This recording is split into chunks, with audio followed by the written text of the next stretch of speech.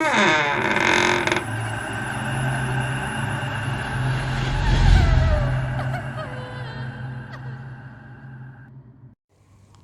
करते हैं अल्लाह के बाबरकत नाम से जो बड़ा मेहरबान और नहायत रहम वाला है। तमाम तारीफ़ें मेरे अल्लाह रब्बुल इज़्ज़त के लिए हैं। अस्सलाम वालेकुम लिसनर्स, मैं हूँ आप लोगों की host Nausheen. Welcome to my channel horror stories official. I hope आप सब लोग खैरियत से होंगे, जहाँ होंगे खुश होंगे। आज आप लोगों के लिए मैं बहुत दिलचस्प खौफनाक कहानियाँ लाई हूँ जिन्हें आप लोग बहुत पसंद करेंगे। आज की पहली खौफनाक कहानी वकास शेयर कर रहे हैं। वकास कहते हैं कि आज आपके साथ सरवत नामी शख्स की कहानी शेयर करना चाहता हूँ जिसका ताल्लुक़ कोयटा से है। सरवत कहता है, मैं एक चाय वाले होटल पर चाय बनाता हूँ, मेरा ये काम है। पिछले 10 साल से मैं एक ही पॉइंट पर, एक ही जगह पर काम कर रहा था। बेसिकली वो एक दुकान थी और उसका जो सेकंड फ्लोर था, यानी उसकी जो दूसरी मंजिल थी, वहाँ पर एक फ्लैट था जहाँ पर एक शख्स रहता था जिसका नाम कुमार था और वो हिंदू मज़हब से ताल्लुक़ रखता था। वो जो कुमार था वो बड़ा जैसे पुरसरार सा आदमी था, मिस्टीरियस सी शख्सियत थी उसकी। ना तो वो ज़्यादा घुलता मिलता था, ना ही वो पब्लिक में आकर बैठता था, यानी वो हर वक्त उसी जगह पर रहता था, उसी एक बंद फ्लैट में रहता था। लेकिन शाम होते ही उसके पास मुख्तलिफ लोग उसको मिलने के लिए आते थे। मैं हर वक्त ये सब कुछ देख रहा था। वो बंदा बहुत ज़्यादा अजीब सा था। एक दफ़ा ऐसा हुआ कि कुमार के पास शाम से ही कोई लोग आए हुए थे। उनको आए हुए काफ़ी ज़्यादा टाइम हो गया। उससे पहले हम लोगों के जो मालिक थे, दुकान के जो मालिक थे, उनकी बेटी लापता हुई हुई थी। ये भी शोर मचा हुआ था हर तरफ, उसको ढूंढा जा रहा था। उसका कुछ पता नहीं था कि वो कहाँ पर गई है और कहाँ पर नहीं गई, वो लापता थी। हर कोई उसको ढूंढ रहा था। बड़े उनके पुलिस भी इस काम में थी, लेकिन उसका कुछ पता नहीं चल रहा था। उनकी बिल्कुल यंग बेटी थी। खैर, काफ़ी जब देर गुजर गई, वो लोग नहीं गए, तो मेरे ज़हन में एक तजस्सुस सा आया कि ये बंदा बाहर भी नहीं निकलता, किसी से मिलता जुलता भी नहीं है, इंतहाई पुरसरार बंदा है। तो इसके पास ये शाम से आज जो लोग आए हैं, भला ये कौन हो सकते हैं? ना चाहते हुए भी मैं छुप कर उसके फ्लैट में देखने के लिए चला गया। जब मैंने अंदर झांक कर देखा तो जो मंज़र मैंने देखा वो इतना भयानक था कि मेरे रोंगटे खड़े हो गए। वो मंज़र ये था कि कुमार के साथ बहुत से लोग बैठे हुए थे और वो सब लोग ज़िंदा, जैसे उन सब के आगे वो काली मुर्गी जैसी होती है, उसको चीर फाड़ कर वो खा रहे थे और इसका खून पी रहे थे, काले रंग की मुर्गी का। वहीं पर हम लोगों के जो मालिक थे, उनकी बेटी भी मैंने बैठी देखी। उसको जब मैंने बैठे देखा, मेरे तो रोंगटे खड़े हो गए कि ये क्या, मालिक की बेटी को तो हर जगह ढूंढा जा रहा है और ये तो यहाँ पर बैठी हुई है। मैं बड़ी तेज़ी से वहाँ से वापस आया। जैसे कैसे करके मैंने हम लोगों के वो जो मालिक थे उनके घर में पैगाम भिजवाया कि इस तरह से कुमार के फ्लैट पर मैंने आपकी बेटी को देखा है और ये सारा मच रहा है। अगले दिन ही उन लोगों ने वहाँ पर पुलिस की रेड करवाई। जैसे पुलिस की रेड वहाँ पर हुई, वहाँ पर मालिक दुकान जो थे, उनकी बेटी तो नहीं मिली, एक और औरत मिली। वो जो औरत थी उसने अपना आप बताया कि वो कुमार की बीवी है। पुलिस वालों ने कहा कि यहाँ पर तो वो है ही नहीं, ऑनर की बेटी तो यहाँ पर है ही नहीं। उसकी जो चाल ढाल जिसामत सेम ऑनर की बेटी जैसी ही थी, लेकिन वो नहीं थी। इसी तरह से कुछ दिन और गुजर गए। अब अजीबोगरीब मामलात थे। फिर कुछ दिन गुजरे, कुमार के फ्लैट से फिर उसी तरह से बहुत से लोग गए और वहाँ पर अजीबोगरीब आवाज़ें आ रही थी।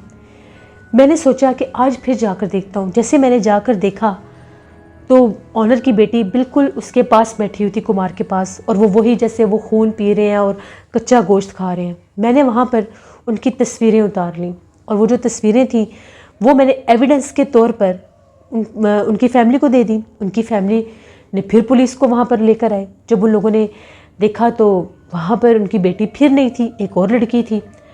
उन लोगों ने कुमार को पकड़ लिया क्योंकि अब उनके पास एविडेंस आ गया था। उन लोगों का ये कहना था कि हमें बताओ कि ऑनर की बेटी कहाँ पर है, तुमने उसको कहाँ पर छुपाया हुआ है, घर में तो वो है नहीं। तो फिर वो नज़र कैसे आई और उसकी ये तस्वीर कैसे बन गई। उन्होंने जब इन्वेस्टिगेशन की पुलिस ने, तो पता ये चला कि वो जो कुमार था वो एक बहुत बड़ा काले जादू का माहिर इंसान था। उसको जो ऑनर की बेटी थी उसको उससे इश्क हो गया, मोहब्बत होगी। उसने उस पर काला जादू किया, काला जादू करके उसने उसको अपने कंट्रोल में किया। उसके पास इतना पावरफुल काले जादू का अमल था कि वो अपने काले जादू के ज़रिए उसके चेहरे को तब्दील कर देता था, उसके नए नक्श बदल देता था, या उस वक्त उसके जो काले जादू के जिन्नात थे, जो मुवक्किलीन थे उसके पास, काले जादू के जो उसके जिन्नात होते हैं, शयातीन जिन्नात, वो उस लड़की को गायब कर देते थे और वहाँ पर किसी और औरत का रूप आ जाता था। ये सब कुछ उसने अपने मुंह से बताया। पुलिस कुमार को पकड़ कर ले गई। जब कुमार ने सारे खुद ही हर चीज़ उसने एक्सेप्ट कर ली कि मैंने ये सब किया है, ऐसे ऐसे किया है, कुमार ने उसी हिरासत में, पुलिस की हिरासत में ही, जब वो जेल में बंद था, उसने लॉकअप में ही खुद को उसने सुसाइड कर ली और अपनी जान ले ली, मार दिया उसने अपने आप को। वो तो मर गया, लेकिन उसके बाद भी जो ऑनर थी उनकी बेटी का कोई पता नहीं चला। वो जो औरत थी जो इसके साथ उसकी बीवी बनकर रह रही थी, वो भी गायब हो चुकी थी, उसका भी कोई पता नहीं था।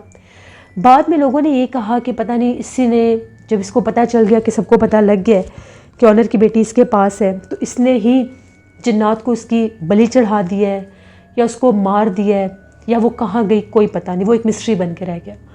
फिर वो जो फ्लैट था मुकम्मल तौर पर बंद हो गया। बंद होने के बावजूद वहाँ से मुझे आवाज़ें सुनाई देती थी, सरगोशियाँ सुनाई देती थी, औरतों की आवाज़ें आती थी। मैं इतना खौफज़दा रहता था कि डर के मारे मैंने 10 साल के बाद वो दुकान खाली कर दी। मैंने कोयटा में ही किसी और जगह पर अपना वो टी पॉइंट बना लिया और वहाँ पर काम करने लगा। ये एक कहानी थी सरवत की जो मेरे साथ वकास अहमद ने शेयर की। बहुत शुक्रिया वकास साहब का। बढ़ते हैं एक और खौफनाक कहानी की तरफ। ये खौफनाक कहानी नोमान शेयर कर रहे हैं।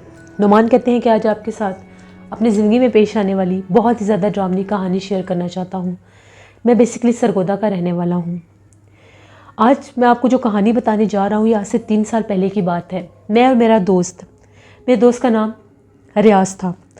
हम दोनों जो थे, हम लोगों ने रात का खाना बाहर, बिल्कुल एक ढाबा टाइप जगह थी, वहाँ से हम लोगों ने खाना खाया। खाना खाने के बाद हम लोग वॉक करने के लिए जिस तरफ वाटर सप्लाई का एरिया है, हम लोग उस तरफ चले गए।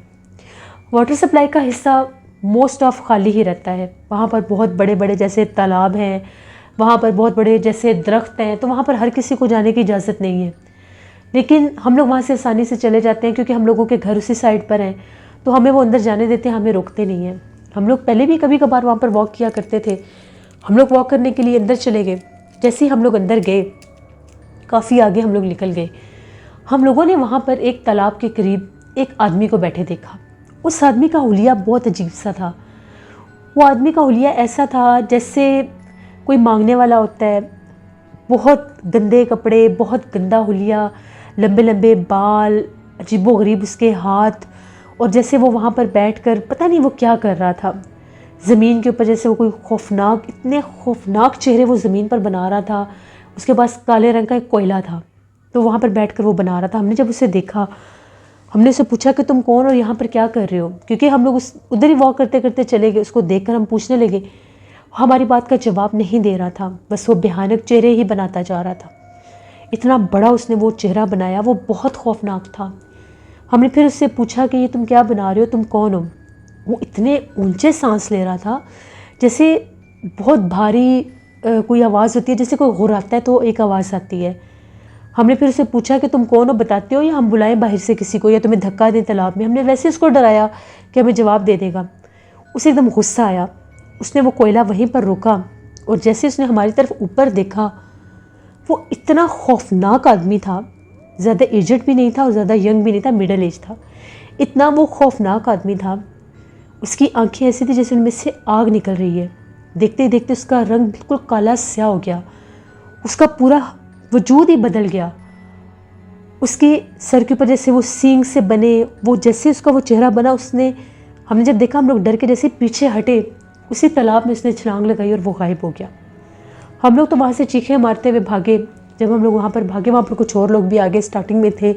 उन लोगों ने हमें पकड़ा कि क्या हो गया, क्योंकि अक्सर वहाँ पर सांप और ये ऐसी चीज़ें निकल आती थी, क्योंकि तालाब थे, जगह ही ऐसी थी। उन लोगों ने ये समझा शायद सांप आ गया। हमने उन्हें सारी बात बताई। वो लोग सारे हमारे साथ आए। हाथ में लोगों ने एक बड़ा सा डंडा पकड़ा हुआ, वो लोग आए। वहाँ पर देखा तो वो जो उसने इतना भयानक चेहरा ज़मीन पर बनाया हुआ था वो भी गायब हो चुका था और वहाँ पर किसी का नामो निशान भी नहीं था। हम लोग जल्दी से अपने घर आए। मुझे भी बुखार हो गया, मेरे दोस्त को भी बुखार हो गया। सुबह हम लोगों ने जब घर वालों को तो उसी टाइम बता दिया था, जब घर वालों ने हमें इंसिस्ट किया कि चलो तुम लोगों को दम करवाना है। वो भी मेरा मोहल्लेदार भी था, मेरा दोस्त भी था। हम लोग जब दम करवाने गए तो वो जो बुज़ुर्ग थे उनका ये कहना था कि वो कोई इंसान नहीं, वो जिन था। उस वक्त वो इंसान के रूप में वहाँ पर बैठा था और ज़मीन के ऊपर वो जो चेहरा बना रहा था वो उसकी अपनी शक्ल थी जो उस टाइम वो बैठ कर वहाँ पर ड्रॉ कर रहा था। तुम लोगों ने उसे बुलाया, उसे गुस्सा चढ़ाया तो एकदम वो उसी रूप में तुम लोगों के सामने आ गया, क्योंकि वो बोल नहीं उस टाइम सकता था। उसने अपना पूरा नक्शा ज़मीन पर बनाना था। फिर उन्होंने हमें सख्ती से मना किया कि दोबारा तुम लोगों ने उस टाइम वाटर सप्लाई में नहीं जाना, क्योंकि वहाँ पर मगरिब के बाद जिन्नात आज़ाद होते हैं। फिर हम लोगों ने बिल्कुल वाटर सप्लाई में जाना छोड़ दिया, क्योंकि हमें डर ही बहुत ज़्यादा लगता था कि हम लोगों के साथ ये हुआ क्या है। फिर अक्सर हमें वहाँ का वॉचमैन बताता था कि एक शख्स वहाँ पर अक्सर नज़र आता है, कभी उसका कद बहुत लंबा हो जाता है, कभी उसका कद छोटा हो जाता है, पता नहीं वो कौन है, वो कहाँ से आता है, कहाँ से नहीं। हम लोग उसको नहीं छेड़ते। ये मेरी ज़िंदगी की एक कहानी थी जो मैंने आपके साथ की। बहुत शुक्रिया नौमान आपका। जैसे ये थी आज की हॉरर स्टोरीज़। आई होप आप लोगों को पसंद आई होंगी। आप लोग भी अपनी हॉरर स्टोरीज़ शेयर कर सकते हैं डिस्क्रिप्शन बॉक्स में दिए गए ईमेल आईडी nushinbek57@gmail.com पर। इसके अलावा आप लोग मुझे कमेंट बॉक्स में भी स्टोरी शेयर कर सकते हैं। इंशाल्लाह कल आप लोगों के साथ फिर मुलाकात होगी। अपना बहुत सा ख्याल रखिएगा। Thank you for watching. Stay blessed. Allah निगहबान।